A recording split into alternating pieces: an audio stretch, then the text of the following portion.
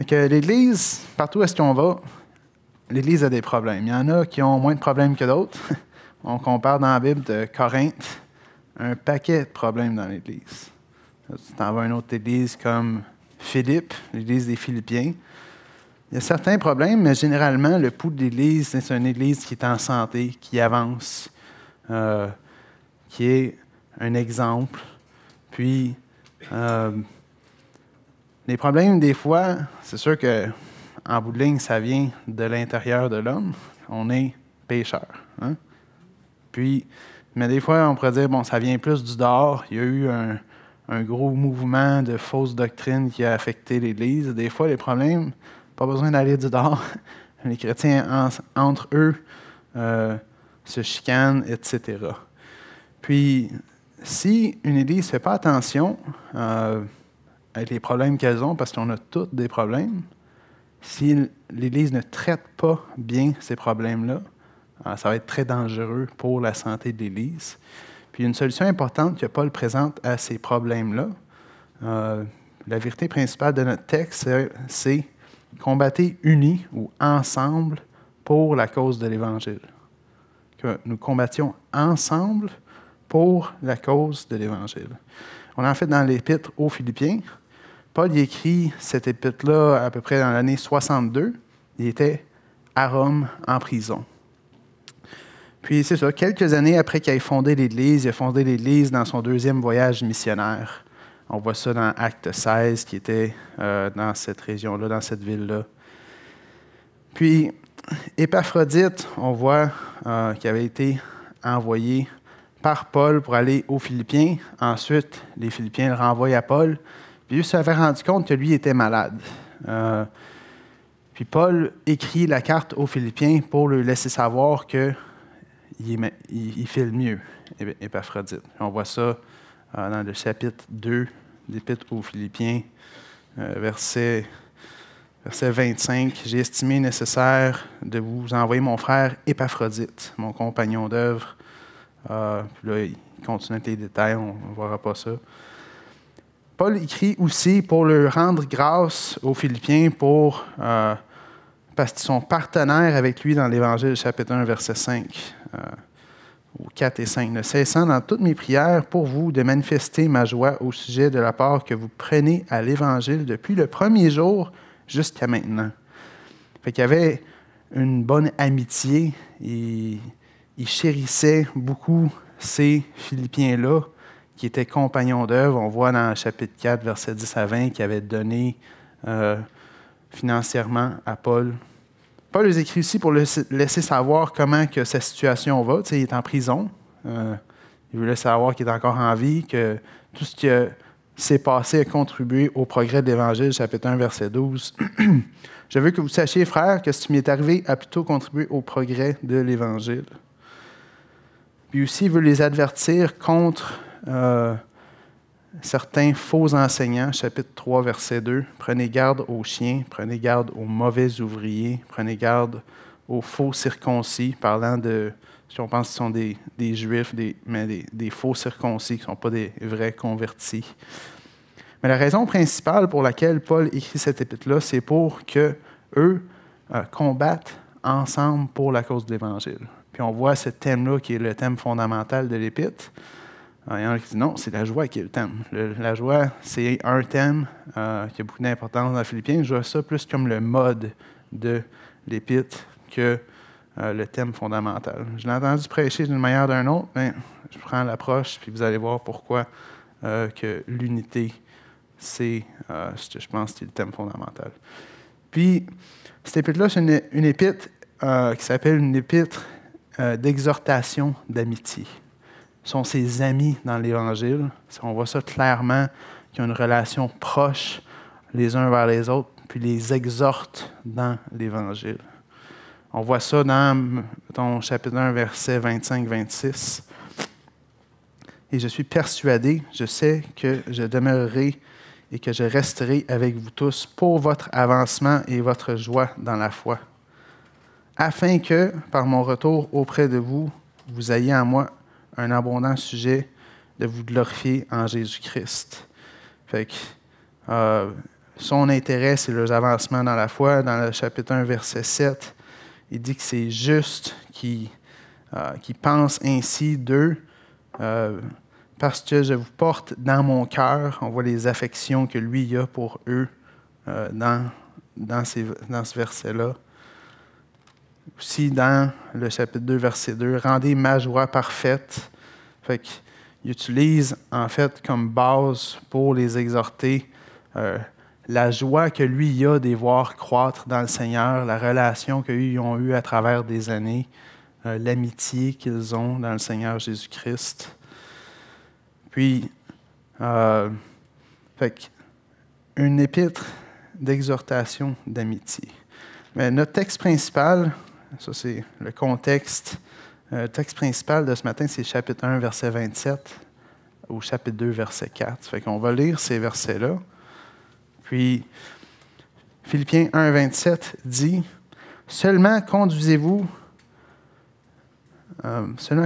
d'une manière digne de l'Évangile de Christ, afin que, soit que je vienne vous voir, soit que je reste absent, j'entende dire de vous que vous demeurez ferme dans un même esprit, combattant d'un même homme pour la foi de l'Évangile, sans vous laisser aucunement effrayer par les adversaires, ce qui est pour eux une preuve de perdition, mais pour vous de salut. Et cela vient de Dieu, car il vous a été fait la grâce par rapport à Christ, non seulement de croire en lui, mais encore de souffrir pour lui, en soutenant le même combat que vous m'avez vu soutenir et que vous apprenez maintenant que je soutiens encore. Si donc il y a quelque consolation en Christ, s'il y a quelque soulagement dans l'amour, s'il y a quelque communion dans l'esprit, s'il y a quelque compassion et quelque miséricorde, rendez ma joie parfaite, ayant un même sentiment, un même amour, une même âme, une même pensée. Ne faites rien par esprit de parti ou par vaine gloire, mais que l'humilité vous fasse regarder les uns les autres comme étant au-dessus de vous-même, que chacun de vous, au lieu de considérer ses propres intérêts, considère aussi ceux des autres. Fait que l'impératif dans le verset 27, seulement conduisez-vous d'une manière digne de l'Évangile, c'est l'impératif qui contrôle toute la section. C'est l'idée de base. Puis, on pourrait dire, en fait, le mot en grec, conduisez-vous, ça parle de marcher comme des citoyens. C'est un jeu de mots sur la citoyenneté des cieux, puis on voit ça dans le chapitre 3, verset 20. Ça dit qu'on est des citoyens des cieux, mais nous, dans le chapitre 3, verset 20, nous sommes des citoyens des cieux. Marcher comme des citoyens des cieux dignes de l'Évangile. Ce qui veut dire, être un chrétien, ça implique une éthique différente que n'importe qui d'autre qui ne suit pas le Seigneur. Puis il dit marcher de cette manière-là.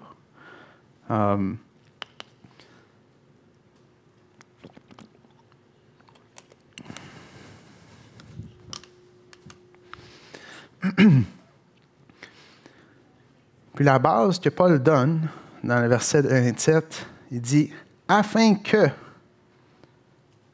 soit que je vienne vous voir, soit que je reste absent, j'entends dire que vous demeurez ferme. » Là, Paul est en prison, puis soit qu'il vienne voir, ou en étant absent, là, il y avait les plans d'envoyer Timothée pour avoir des nouvelles d'eux. On voit ça dans le chapitre 2, verset 19. « J'espère dans le Seigneur Jésus vous envoyer bientôt Timothée, afin d'être encouragé moi-même en apprenant ce qui vous concerne. » Paul utilise cette base-là, afin que soit que je vienne voir, je reste absent, j'entends dire. Puis là, il définit en fait qu'est-ce qui est un peu, il commence à expliquer qu'est-ce qui est le commandement. Conduisez-vous, afin que soit que je vienne voir, soit absent. J'entends dire quoi? Que vous demeurez ferme dans un même esprit, combattant d'une même âme pour la foi de l'Évangile. Puis bien que Paul donne comme raison, c'est pour que moi je puisse entendre dire, moi qui est votre ami, qui vous exhorte dans le Seigneur. La raison fondamentale, c'est afin que lui entende dire qu'eux sont ensemble pour l'Évangile. Ça, c'est l'idée de base. C'est que vous êtes en train de combattre ensemble pour la foi de l'Évangile. C'est ça qui est important pour Paul. On voit cette idée-là, en fait, dans d'autres versets, chapitre 1, verset 12, « Je veux que vous sachiez, frères, ce qui m'est arrivé a plutôt contribué au progrès de l'Évangile. » On voit que l'Évangile est ce qui est important pour Paul dans le chapitre 1, verset 5, chapitre 1, verset 7, chapitre 2, verset 22. 2 fois dans le verset 27, Paul veut qu'eux aient l'Évangile, le progrès de l'Évangile, qui soit qu'est-ce qui les gouverne dans leur vie, qui soumettent leur nature pécheresse qui veut dériver à gauche, à droite, faire ce qu'on veut dans notre péché. Mais non, conduisez-vous d'une manière qui est comme des citoyens des cieux pour la cause de l'Évangile. Puis là, Paul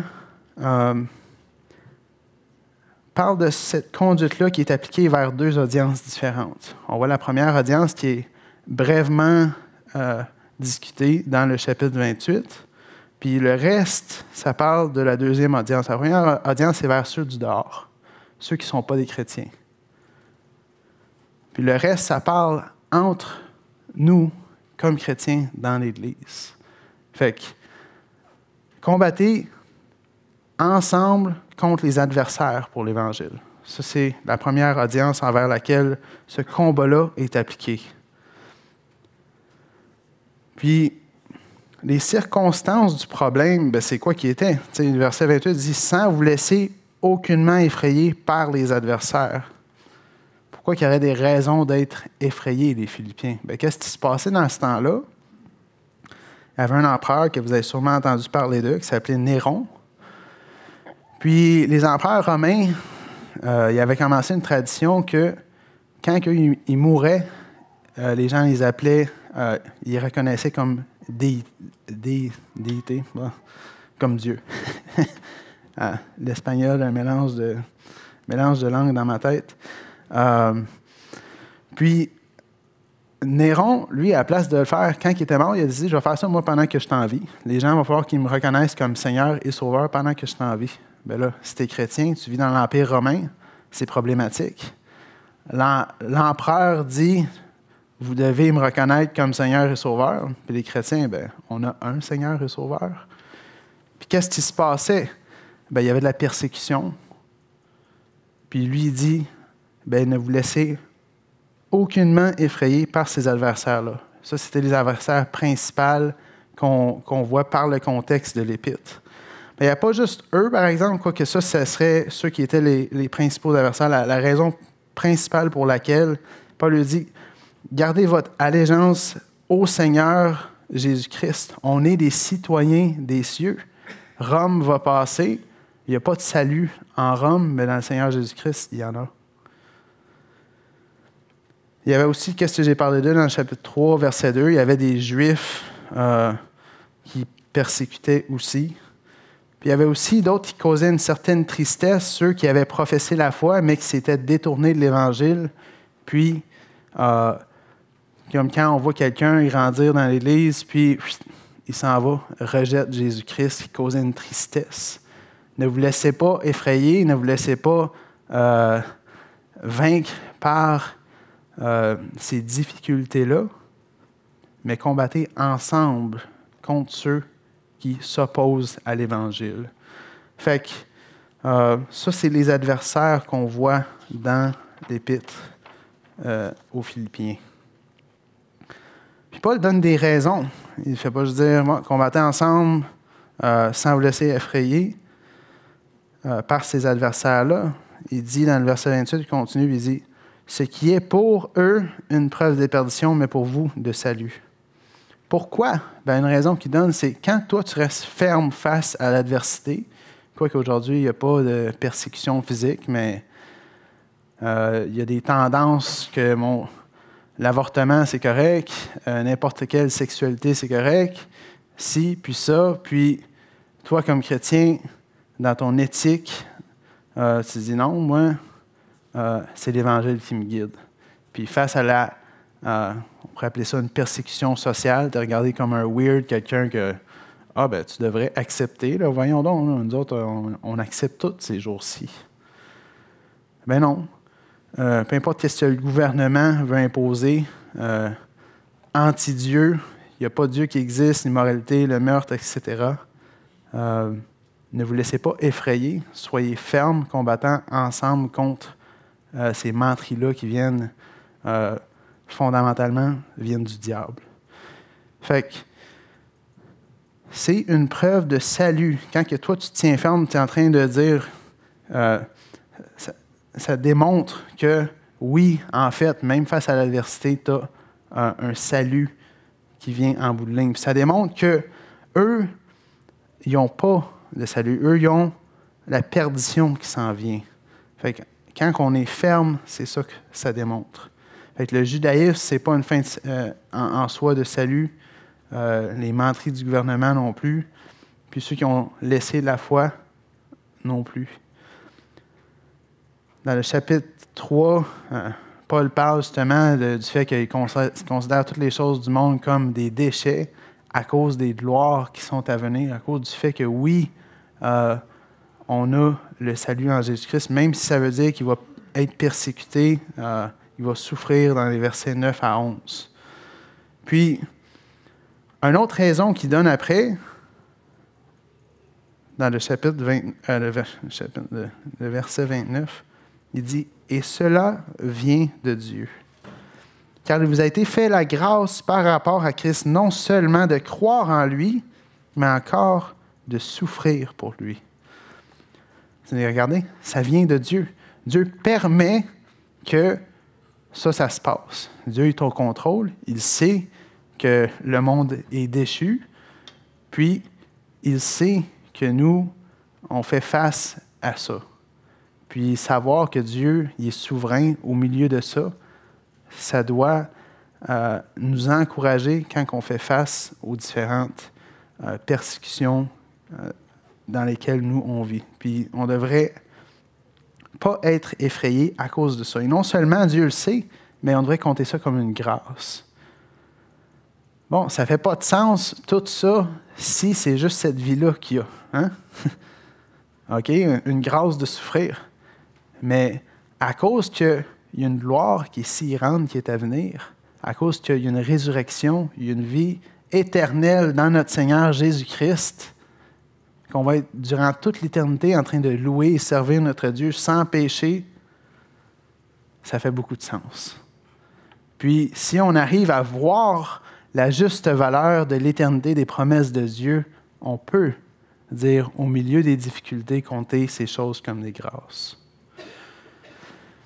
Puis là, quand on dit de ces souffrances-là, quand on parle de ces souffrances-là, il faut qu'on clarifie le type de souffrance, c'est des souffrances à cause de l'Évangile. Bon, il y a les souffrances générales que Romains 8 parle de, par exemple, mais on ne parle pas de souffrance à cause que mon chien est mort, ou bien des finances, ou bien de la maladie. On parle ici de souffrance à cause de l'Évangile, que quand on fait face à des difficultés à cause du fait qu'on est chrétien. Puis, Paul n'est pas en train de dire non plus, cherchez à être des martyrs. « Ah, je veux souffrir », puis d'une manière qui est chercher à être martyrisé. Mais quand que la situation vient, où est-ce que ça va être où je choisis Christ ou bien je pêche, je choisis à ne pas avoir peur, puis s'il faut, je souffre pour le Seigneur. Fait que ça, c'est la première audience vers laquelle on voit que ça se passe. Puis, Paul continue dans le verset 30, il dit, en soutenant le même combat, Paul dit, on est ensemble là-dedans, mes chers amis dans le Seigneur. Soutenant le même combat, il y a l'idée d'unité, le même esprit combattant, d'une même âme, qu'on soit ensemble, unis pour l'Évangile. Le même combat que vous m'avez vu soutenir, que vous apprenez, que maintenant je soutiens encore. Puis Paul vient juste de décrire dans le chapitre 1 qu'est-ce qui était passé à lui récemment. Puis on voit qu'il avait été persécuté même par des chrétiens qui annonçaient l'Évangile avec un esprit de dispute. Fait que Paul, lui, annonçait l'Évangile sans esprit de dispute. Paul aussi, je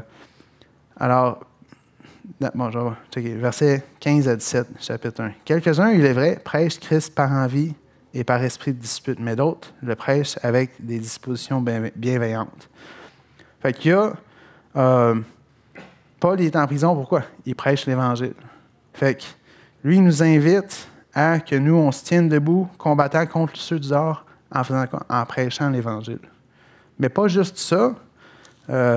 Ça, c'est appliqué dans le chapitre 2, versets 14 à 16, 14 et 15. « Faites toutes choses sans murmure ni hésitation, afin que vous soyez irréprochables et purs, des enfants de Dieu, irréprochables, irrépréhensibles,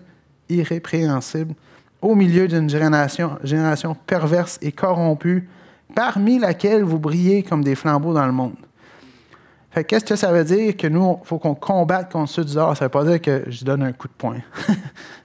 Qu'est-ce que ça veut dire? C'est que je prêche l'Évangile, mais j'ai aussi, dans l'Église, un esprit d'unité pour que je puisse, moi, briller par mon caractère vers ceux du dehors.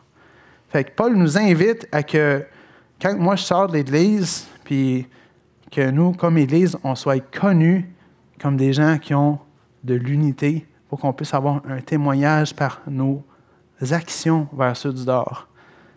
Tu sais, quand tu entends des gens, ouais, lui, il est un chrétien, puis là, l'autre, à la job, il sait qu'il est en train de coucher avec quelqu'un qui n'est pas sa femme, puis ça nuit, tu sais, au témoignage de l'Évangile. Là, qu'est-ce qui est important pour Paul ici, c'est que nous, on puisse combattre étant unis ensemble, prêchant l'Évangile, ayant des actions qui reflètent l'Évangile. C'est comme ça que ça se fait. Fait que là, vendredi, ça me tente d'être lâche à la job. Ben, si tu es un chrétien, tu devrais être travaillant, pas lâche. Puis quand ça te tente d'être lâche, tu penses, ben, pour mon témoignage, ben, premièrement, parce que Dieu veut que je sois travaillant. Deuxièmement, pour mon témoignage devant les autres, je ne vais pas être lâche. Puis l'autre lundi d'après, il y a un tata qui m'écœure encore. Encore lui. Ben, à la place de péter à la coche, je réponds avec patience. Un témoignage pour l'Évangile devant eux. Mais c'est pas juste de faire des bonnes œuvres, puis c'est pas de quoi de fake non plus. Là. On n'est pas parfait. Mais on prêche aussi l'Évangile. C'est ça que Paul est en train de dire. Fait que là, le mardi, je sais pas, je vois un autre membre de ma famille, puis là, j'essaie de diriger la conversation vers l'Évangile. Je demande des questions, ou bien je dis, hey, je pourrais-tu prier pour toi? Je cherche la porte ouverte pour prêcher l'Évangile. On combat unis contre ceux du dehors. C'est la première vérité de ce passage-ci. La deuxième est dirigée entre nous dans l'Église. Soyez unis entre vous pour la cause de l'Évangile. La deuxième manière que Paul applique cette vérité.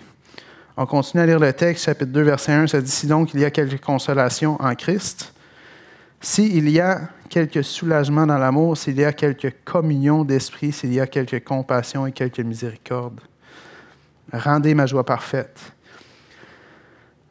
Fait que ça, c'est une condition, c'est une phrase de condition. Si donc... Puis des fois, les conditions, c'est si ça se passe, puis on sait que ça ne se passera pas, on ne pense pas vraiment que ça va se passer. Des fois, 50-50. Des fois, c'est si ça se passe, puis on est pas mal certain que c'est le cas. Puis ça, en fait, c'est le type de condition que, oui, en fait, ça va se passer.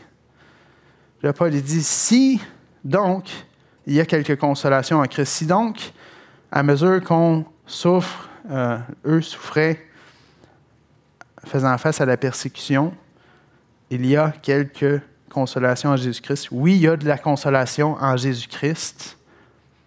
Alors, rendez ma joie parfaite et soyez unis. Là, il dit, s'il y a quelques soulagements dans l'amour du Père, dans l'amour en Jésus-Christ, s'il y a ça, et oui, il l'a, alors rendez ma joie parfaite. S'il y a quelques communions d'esprit, ça pourrait faire référence à l'esprit qu'il y a entre les chrétiens ou au Saint-Esprit. La raison pour laquelle dans vos Bibles, il y a probablement un petit « e » et non pas un « e » majuscule, c'est parce que le traducteur a décidé que le contexte disait que c'était un petit « e ». Dans le grec, il y a juste une lettre minuscule. Puis ils traduisent selon le contexte, qu'est-ce que c'est. Fait que j'ai regardé genre 8-10 versions de la Bible, puis il y en a 2 que les traducteurs ont décidé que ça parlait de l'esprit humain, puis les 8 autres du Saint-Esprit. Ça ne change rien au niveau de la doctrine. Votre Bible n'est pas moins vraie. Les 2 pourraient fitter, mais moi, je pense que ça parle du Saint-Esprit. Puis, je vois avec la plupart des traducteurs qui voient ça comme E majuscule. Fait qu'il dit, s'il y a quelque communion dans le Saint-Esprit, quand que nous, on est ensemble comme chrétiens, et oui, il l'a, quelque compassion, quelque miséricorde, rendez ma joie parfaite. Alors, puisque il y a de l'amour, de la communion, de la compassion dans Dieu, rendez ma joie parfaite et soyez unis. Le verset 2, il dit même 4 fois. On a déjà vu même 2 fois dans le verset 27, dans le verset 30, même, juste pour faire une emphase sur l'unité. Les sentiments, amour, âme, pensée, que toutes vos pensées, vos émotions, vos actions s'aillent unies pour l'Évangile. Puis là, dans le verset 3, il dit « Ne faites rien par esprit de parti ». Le contraste, en fait, le contraste de l'unité, c'est l'esprit de parti ou une ambition égoïste qui est définie des intérêts pour soi-même, auto-élévation, même au détriment des autres. C'est ça qu'on a vu dans le chapitre 1, verset 15. Hein? Il y en a qui annonçaient l'Évangile, même avec un esprit de dispute, se foutant de ce que ça pouvait causer aux autres. Par esprit de parti ou par vaine gloire, que moi, je cherche ma propre gloire, le contraste de l'unité. Fait que c'était quoi le problème, en fait, qui se passait dans l'Église, là? Bien, j'ai mentionné un des problèmes.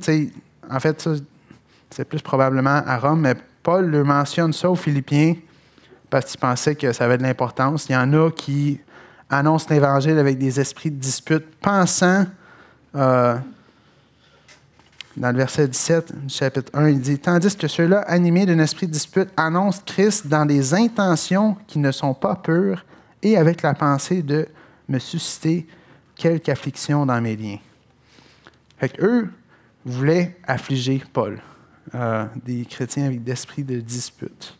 Ça, c'était une chose qui se passait que Paul mentionne dans le chapitre 2, verset 14. « Faites toutes choses sans murmure ni hésitation. » Pourquoi est-ce que ça, c'est là? Bien, il écrivait une situation, il y en a qui chialaient. Ne chialez pas entre chrétiens, puis là, on a lu cette portion-là déjà, pour que vous puissiez avoir un témoignage envers ceux du dehors.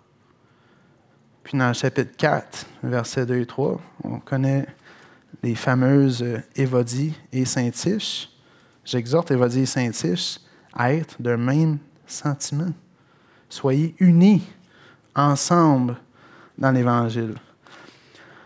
Là, le langage-ci, puis le fait que c'était plus isolé, Évodie, Syntyche, dans le chapitre 1, il parlait de certains qui prêchaient l'Évangile d'une certaine manière, des mauvaises motivations. Ça nous démontre que ce n'était pas toute l'Église qui était en problème. Ce n'est pas comme Corinthe, que chapitre 1 à 4 de la première épître, ça parle des divisions dans toute l'Église. Fait que généralement, une Église en santé, mais toute l'Église a des problèmes, puis Paul lui écrit, puis ils doivent faire attention pour écouter au fait qu'ils doivent être unis, sinon ils vont avoir des graves problèmes de division dans l'Église.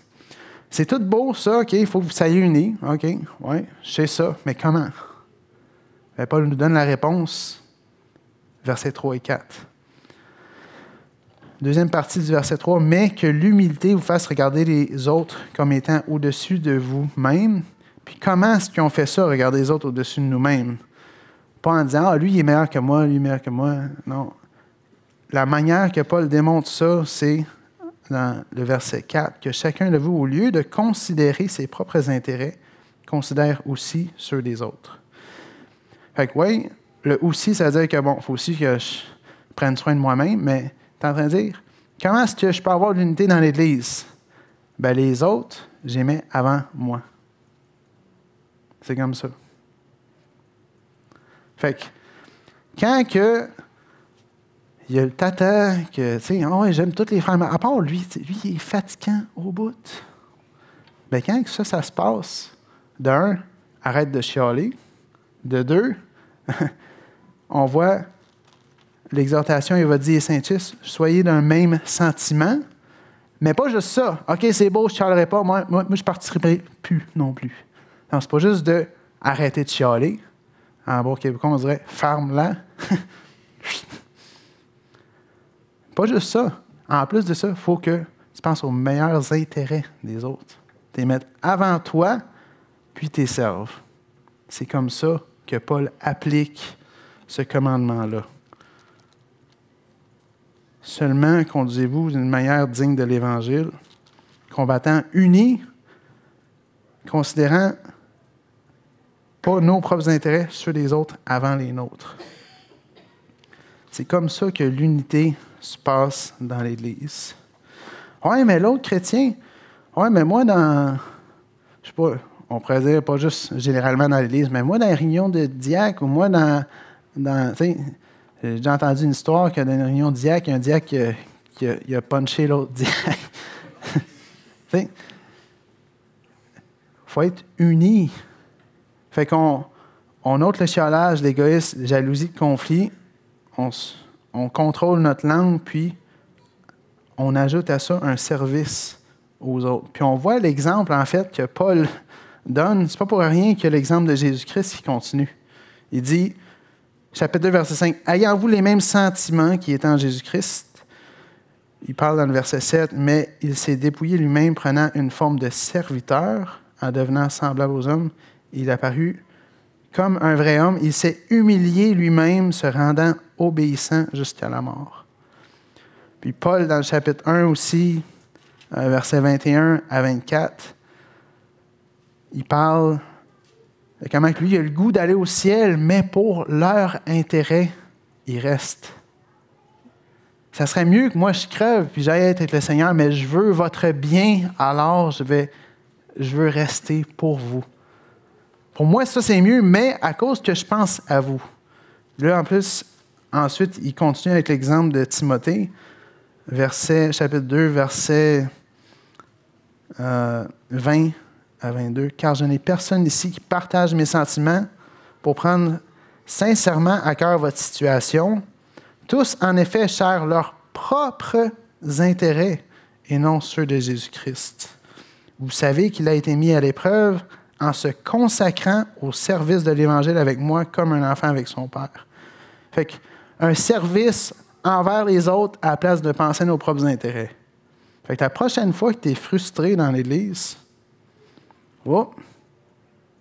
pense. Arrête.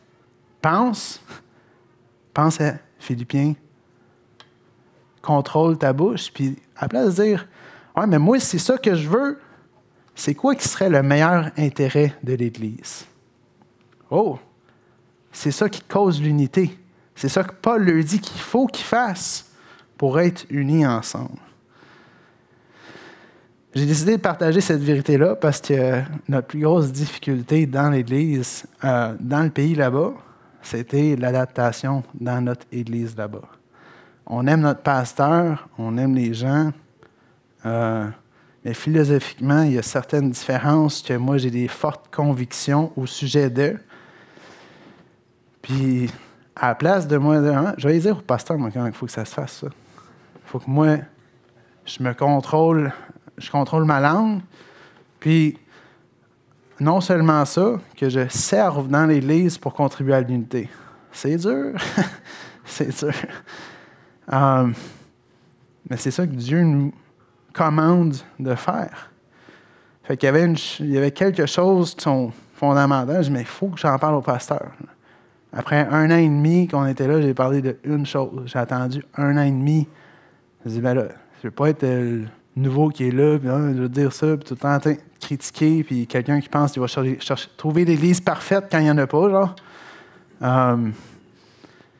Puis, ça s'applique premièrement à moi, cette vérité-là, puis premièrement à vous autres aussi. Tu sais, Paul, j'ai mentionné tantôt, qu'est-ce qu'il disait qui était la base fondamentale? La cause de l'Évangile. Quand ça se passe, il faut que je dise, c'est quoi qui va avancer la gloire de Dieu, la cause de l'Évangile? À la place de skipper tout ça, puis moi je veux ça, on se fout des autres, c'est mes intérêts qui vont avant, puis je vais foutre le dawa dans l'Église. C'est pas grave, c'est ça que je veux. Fait que Paul nous exhorte à être unis ensemble contre ceux du dehors, entre nous, puis j'espère que ça vous encourage, ça vous challenge, que le Seigneur utilise sa parole pour sa gloire. Merci beaucoup.